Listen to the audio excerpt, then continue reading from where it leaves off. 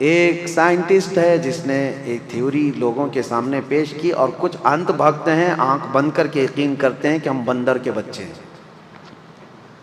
ہاں، ترقی کرتے کرتے اب یہ انسان ہو گئے، اور اس پر ان کا ایسا یقین ہے کہ پہلے جو تھے بندر تھے، اور بندر سے پیدا ہو کر کے، یہ پڑھا ہوگا نا اپنے سائنس میں، تاریخ میں، ہسٹری میں کہیں تو پڑھا ہوگا، ڈاروین کا نظریہ۔ ڈاروین کتنے سال پرانا ہے، لیکن اس کے نظریے کو آج پوری دنیا میں پھیلا دیا گیا۔ یہ اور بات ہے کہ اس کا نظریہ ابھی باطل بھی قرار دیا، بعض لوگوں نے اس کو انکار بھی کر دیا گیا ہے۔ امریکہ کے بڑے بڑے سینئر اداروں کے اندر اس نظریے کو باطل بھی قرار دیا جا رہا ہے، لیکن آج ہمارے ملک میں بھی اور کئی جگہوں پر اس پر لوگ جمے ہوئے ہیں کہ نہیں، بندر کی اولاد ہے۔ پہلی بات تو جواب یہ ہے کہ الحمدللہ ہم آدم کی اولاد ہیں۔ ہم کس کی اولاد ہیں؟ آدم علیہ السلام۔ بندر والوں کو میں کہتا ہوں، پوچھتا ہوں کہ ایک بار ایولیشن ہوا، یعنی بندر تھا ان کا دادا، اور اولاد جو ہے بڑھتے بڑھتے بڑھتے انسانوں کی طرح ہو گئی، تو یہ پروسیس کنٹینیو کیوں نہیں ہو رہا ہے؟ یعنی ایک ہی بار بندر سے انسان پیدا ہو گیا، اب انسان سے گھوڑا کیوں نہیں پیدا ہو رہا ہے؟ اب انسان سے کوئی کتا بھی ہو جائے؟ بات سمجھ میں آ رہی ہے؟ اس تھیوری کو انہوں نے آج تک پیش نہیں کیا، وہ بھی بغیر دیکھے اس پر یقین کرتے ہیں۔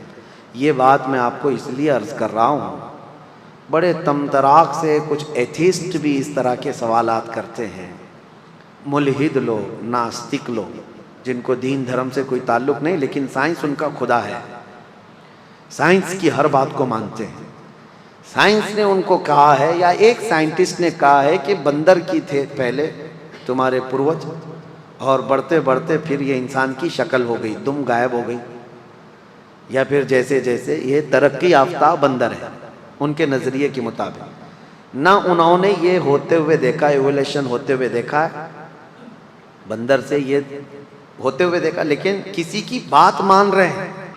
ان ظالموں سے میں یہ پوچھتا ہوں، تم بھی آنکھ بند کر کے ایک سائنسدان کی بات کو مان لیتے ہو، اور پھر ہم سے پوچھتے ہو کہ جنت اور دوزخ کہاں ہے اور اللہ کہاں ہے؟ ہم نے بھی محمد الرسول اللہ کی بات آنکھ بند کر کے تسلیم کی۔ فرق کیا ہے؟ ہمارے اوپر وہ یہ بلیم کرتے ہیں کہ انہوں نے، مسلمانوں نے کچھ دیکھا نہیں، جنت دیکھا نہیں، دوزخ دیکھا نہیں، لیکن مان رہے ہیں۔ تم نے کون سے تمہارے پروجوں کو دیکھا کہ بندر تھے؟ نہیں دیکھا، لیکن مان رہے ہیں۔ بہت سارے نظریے ایسے ہیں۔ ابھی آپ سے میں سوال کرتا ہوں، دنیا اسکوائر ہے یا گول ہے؟ پرتھوی، زمین گول ہے؟ سب مانتے ہیں۔ کون کون جا کر دیکھا ہے؟ دیکھا کوئی نہیں ہے، لیکن مان رہے ہیں۔ جنہوں نے دیکھا وہ سائنسدان لوگ ہیں، یا انہوں نے سیٹلائٹ کے ذریعے سے مشاہدہ کیا اور دنیا کو یہ بتایا کہ زمین راؤنڈ ہے، گول ہے۔ اب اس کی بات پر یقین ہے، اس کے آلے پر، اس کی مشین پر یقین ہے، باقی پریکٹیکلی دیکھنے کے لیے ابھی کچھ ہے نہیں ہمارے پاس، کہاں جا کر کے دیکھیں گے کہ راؤنڈ ہے کہ اسکوائر ہے، کیسی ہے، لیکن مان رہے ہیں آپ۔ فرق اتنا ہی ہے، وہ ظالم بھی آنکھ بند کر کے مانتے ہیں سائنس کی بات کو، لیکن الحمدللہ ہم اس محمد الرسول اللہ کی بات کو جب مانتے ہیں جو اللہ کا سب سے محبوب نبی ہے، اور ایسی خبریں اس رسول نے ہمیں دی ہیں جو 1400 سال کے بعد وقوع پذیر ہو رہی ہیں، تو کیوں ہم رسول کریم صلی اللہ تعالیٰ علیہ وسلم کی باتوں کو یقین نہ کریں؟ میرے عزیزو، بہت ساری باتیں ہیں، میں یہاں پر آپ کو رک کر کے اسی لیے عرض کر رہا ہوں کہ بندر کی اولاد ہونا کبھی یہ ثابت نہیں کر سکتے۔ ہم نے کسی سے پوچھا تھا تو کہتے ہیں ہڈیاں فلاں فلاں دونوں سیم دکھتی ہیں اس لیے۔ ارے مینڈک کی بھی سیم دکھتی ہیں، آپ دیکھیں۔ اور آپریشن کے لیے اکثر جو پریکٹس کے لیے میڈیکل لیب وغیرہ میں مینڈک کو استعمال کیا جاتا ہے، چوہے کو استعمال کیا جاتا ہے، تو کیا صرف 2 پیر ہو جانا، 2 ہاتھ ہو جانا، یا پھر ریڑھ کی ہڈی ہونا یہ سیم ہونے کی علامت ہے؟ نہیں، بلکہ انسان ہی ہے، انسان ہی سے پیدا ہوا ہے اور اس سے بھی انسان ہی پیدا ہوگا، اس سے بھی انسان ہی پیدا ہوگا۔ آپ اگر وہ تھیوری مانتے ہیں، ایوولوشن کی تھیوری جو کہتے ہیں کہ پہلے کچھ تھا ابھی کچھ اور ہے اور بعد میں کچھ اور ہو جائے گا، اس کو ہم نہیں مانتے، یہ اسلامی نظریہ نہیں ہے، یہ اسلامی نظریہ نہیں ہے۔ اب سنیے، آدم علیہ السلام کی پیدائش اللہ تبارک و تعالیٰ نے فرشتوں کے ذریعے سے پورا جسم بنایا، اور جب وہ جسم بن گیا تو اس پر بارش برسائی گئی، اور پھر اس کے بعد اللہ فرماتا ہے ایسے اس کو پکا کر دیا جیسے مٹکا بجتا ہے، ٹک ٹک ٹک کی آواز، اس طرح آواز آتی تھی پورے پتلے سے، بجنے والی مٹی جس کو کہا گیا ہے۔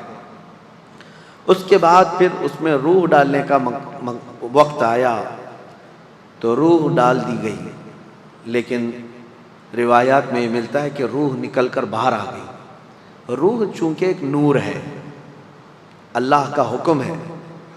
اس کے بعد روح سے پوچھا گیا تو روح نے کہا اندر اندھیرا بہت ہے جسم کے اندر، تو پھر رب ذوالجلال نے آدم علیہ السلام کی پیشانی میں نور محمدی کو رکھا، اپنے رسول کے نور کو رکھا، پھر روح ڈالی گئی، روح قرار پائی۔ سب سے پہلے آدم علیہ السلام کو چھینک آئی اور پہلا جملہ ان کی زبان سے نکلا الحمدللہ۔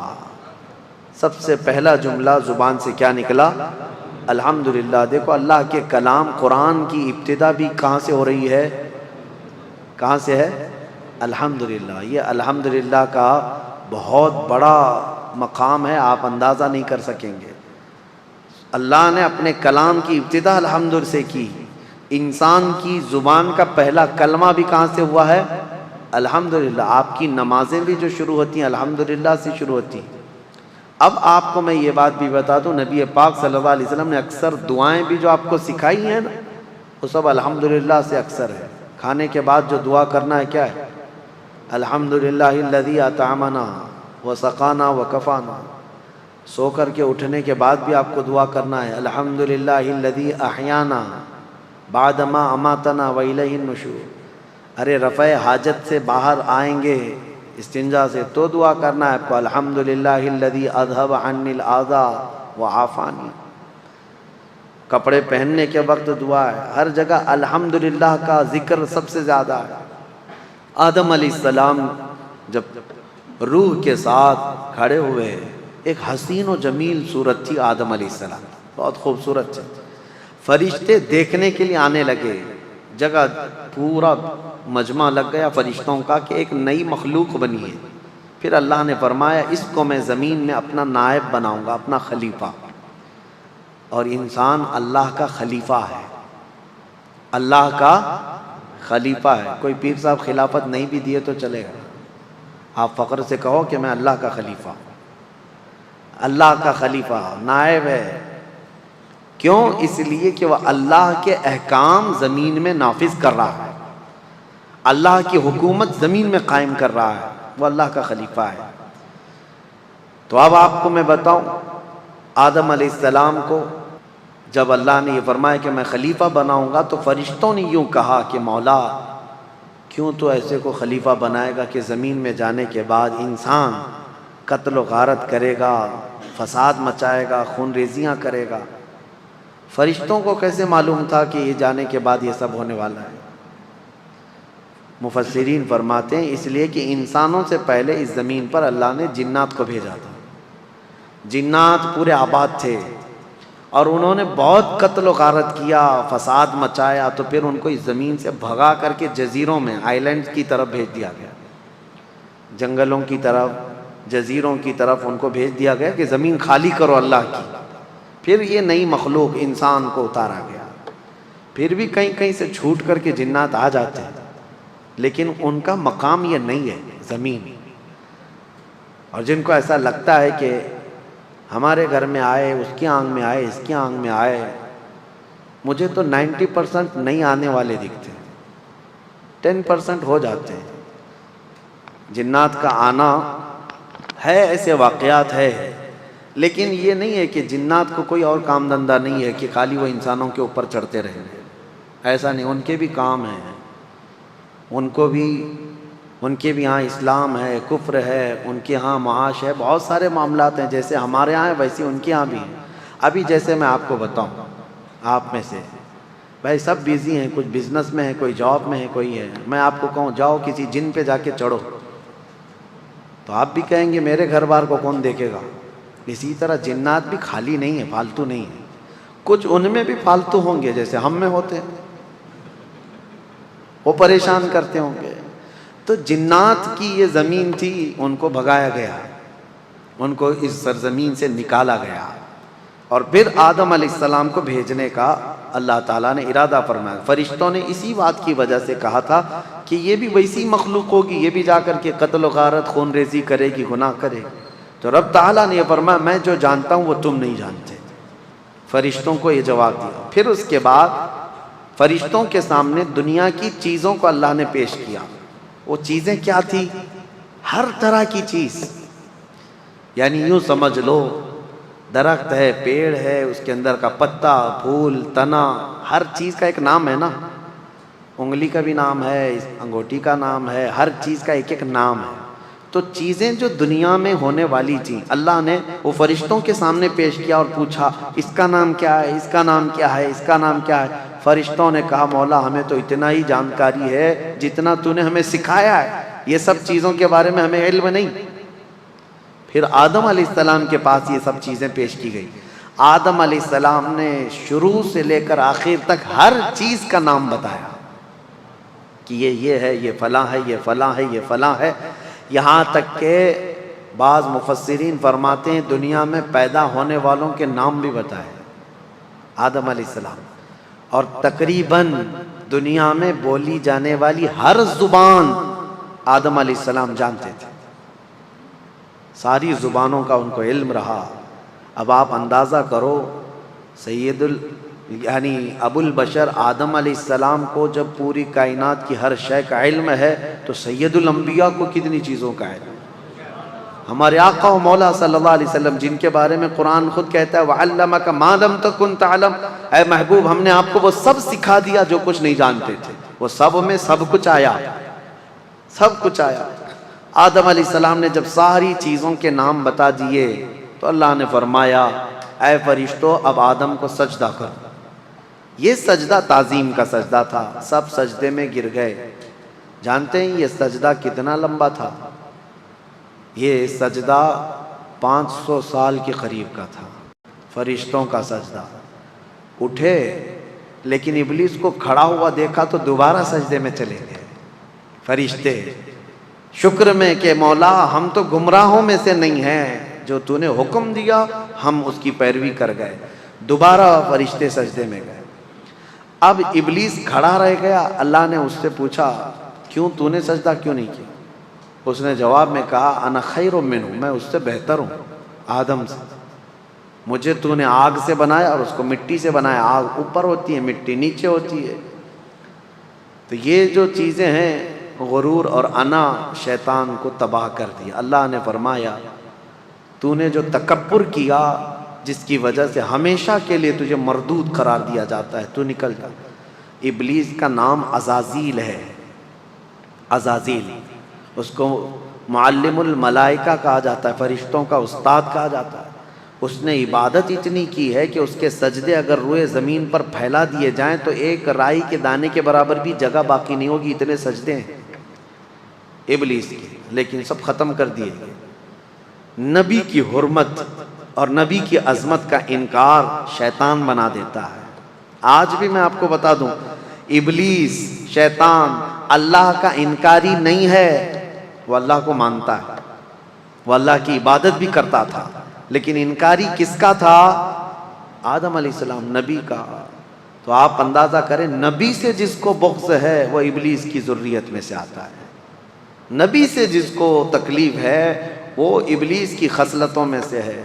بہت سارے لوگ آج یہ کہتے ہیں ہم تو موحد ہیں، توحید توحید توحید، یعنی اللہ کی طرف، عبادت کی طرف ہم سب جو ہے بہت ایکٹیو ہیں، اور پھر وہ کہتے ہیں باقی یہ سب قبر پجوے ہیں، ہاں باقی سب بدعتی ہیں، شرک کرنے والے ہیں۔ اور یہ کہتے کہتے ہمیں تانا دیتے دیتے وہ نبیوں کی بھی گستاخی کر گئے، صحابہ، اولیاء، تابعین سب کی گستاخی کرنے لگ گئے۔ اللہ کو ایک ہم بھی مانتے ہیں، اللہ کی عبادت ہم بھی کرتے ہیں، ایاک نعبد و ایاک نستعین پر ہم مکمل عمل کرتے ہیں۔ لیکن ایک بات میں آپ کو بتا دوں، چند دنوں قبل بھی میں نے ایک اپنے بیان میں عرض کیا تھا کہ ہمارے اوپر ایک بہت بڑا الزام ہے کہ یہ یعنی قبروں کی پرستش کرتے ہیں یا رسول کو بڑھا کر اللہ کے برابر کرتے ہیں، غلط بات ہے۔ ایک جانکار آدمی جو دانشور کہے جاتے تھے، اس بڑے آدمی نے ایک جھوٹا شعر اعلیٰ حضرت کی طرف منسوب کر دیا۔ یوں کہا کہ دیکھو مولانا احمد رضا خان صاحب یہ کہتے ہیں، وہی جو مستوی عرش تھا خدا ہو کر اتر پڑا ہے مدینے میں وہ مصطفیٰ ہو کر۔ ان کا شعر ہے، یعنی جو خدا آسمانوں میں مستوی تھا وہ مدینے میں مصطفیٰ بن کر کے اترا ہے۔ کیا آپ کا یہ عقیدہ ہے؟ کیا نبی پاک صلی اللہ علیہ وسلم کی شکل میں اللہ اترا ہے؟ ایسا اگر کوئی عقیدہ رکھتا ہے تو ہم اس کو مشرک کہتے ہیں۔ حلول کا عقیدہ ہمارا نہیں ہے، یہ اعلیٰ حضرت کا شعر ہے ہی نہیں، لیکن تم تراق سے کچھ لوگ ان کی طرف منسوب کر کے اور اس پہ بھی بڑے بڑے بیانات بھی دے جاتے ہیں۔ بیچاروں کے علم کی کمی ہے۔ میں آپ کو بتاؤں، امام اہل سنت فاضل بریلوی نے حلول کا عقیدہ تو چھوڑو، قبروں کے سامنے جھکنے کو منع فرمایا، قبر سے 4 قدم دور کھڑے ہونے کا حکم دیا، قبر کو چومنے سے بھی منع کیا، سجدہ تو دور کی بات ہے، چومنے سے بھی منع کیا، دور کھڑے رہے۔ عبادت ہمارے ہاں صرف اور صرف اللہ رب العزت کی ہے، صرف اللہ رب العزت کی ہے۔ نبی پاک صلی اللہ تعالیٰ علیہ وسلم کی ہم عظمت کرتے ہیں۔ اب میں آپ کو بتاؤں، ان میں اور ہم میں فرق اتنا ہی ہے کہ وہ توحید کے نام پر نبی کو گرا دیتے ہیں، لیکن ہم کیا کہتے ہیں؟ میں مانتا ہوں اے عقل والو میرا محمد خدا نہیں ہے، مگر دلوں میں یہ نقش کر لو کہ وہ خدا سے جدا نہیں ہے۔ یہ ہمارا، ہم نبی اکرم صلی اللہ تعالیٰ علیہ وسلم کی عظمت کو دل و جان سے تسلیم کرتے ہیں۔ اسی لیے اعلیٰ حضرت نے فرمایا ہے، مومن وہ ہے جو ان کی تعظیم پہ مرے دل سے، مومن وہ ہے جو ان کی تعظیم پہ مرے دل سے۔ نجدی بھی تو کرتا ہے تعظیم مرے دل سے۔